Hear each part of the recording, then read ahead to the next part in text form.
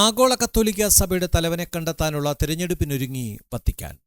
ഇതിന്റെ ആദ്യപടിയായി സിസ്റ്റൈൻ ചാപ്പലിന് മുകളിൽ ചിമ്മിനി സ്ഥാപിക്കുന്ന പ്രവർത്തനങ്ങൾ പൂർത്തീകരിച്ചു. സിസ്റ്റൈൻ ചാപ്പൽ വോട്ട് ചെയ്യുന്ന 130 കർദിനാളന്മാരെ സ്വീകരിക്കാനായി ഒരുങ്ങുകയാണ്. കുറഞ്ഞത് 89 കർദിനാളന്മാരുടെയെങ്കിലും വോട്ട് തിരഞ്ഞെടുക്കപ്പെടുന്ന കർദിനാളിന് ലഭിച്ചില്ലെങ്കിൽ പുകക്കുഴലിലൂടെ കറുത്ത പുകയായിരിക്കും വരിക. മെയ് 7 രാവിലെ 10 മണിക്ക് സെന്റ് പീറ്റേഴ്സ് ബസിലിക്കയിൽ അർപ്പിക്കപ്പെടുന്ന ദിവ്യബലിയോടെയാണ് നടപടിക്രമങ്ങൾ ആരംഭിക്കുന്നത്. അന്ന് വൈകുന്നേരം 4:30 133 കർദിനാളന്മാർ പൗളിൻ ചാപ്പലിൽ ഒത്തുകൂടി സകല വിശുദ്ധരുടെയും ലിറ്റിനി ആലപിച്ച് തുടർന്ന് സിസ്റ്റൈൻ ചാപ്പലിലേക്ക് പ്രദക്ഷിണമായെത്തും. കൂടാതെ തെരഞ്ഞെടുപ്പ് വിശ്വസ്തയോടെ നടത്തുമെന്ന് പ്രതിജ്ഞയെടുക്കും. തുടർന്ന് പൊന്തിഫിക്കൽ ആരാധനാ ചടങ്ങുകളുടെ മാസ്റ്റർ കോൺക്ലേവിൽ ഉൾപ്പെടാത്ത എല്ലാവരെയും സിസ്റ്റൈൻ ചാപ്പലിൽ നിന്ന് പുറത്തുപോകാൻ പറയും.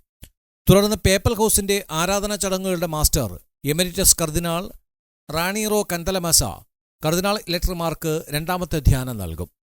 അതിനുശേഷം ആരാധനാ ചടങ്ങുകളുടെ മാസ്റ്റർ സിസ്റ്റൈൻ ചാപ്പലിൽ നിന്നും മടങ്ങും. കർദിനാൾ കോളേജിന്റെ ഡീൻ കർദിനാൾ ജിയോവാനി ബാറ്റിസ്റ്റയുടെ നേതൃത്വത്തിൽ വോട്ടെടുപ്പുകൾ ആരംഭിക്കും. മെയ് 7 ബുധനാഴ്ച വൈകുന്നേരം ആദ്യ ബാലറ്റ് രേഖപ്പെടുത്തും. തുടർന്നുള്ള ദിവസങ്ങളിൽ കർദിനാൾ ഇലക്ടർമാർ ദിവസവും 4 തവണ വോട്ട് ചെയ്യും. രാവിലെയും ഉച്ചകഴിഞ്ഞും 2 തവണ വീതം. പുതിയ പാപ്പ തിരഞ്ഞെടുക്കപ്പെട്ടു കഴിഞ്ഞാൽ ചിമ്മിനിയിൽ നിന്ന് വെളുത്ത പുക ഉയരും. Vatican desk, Vox news.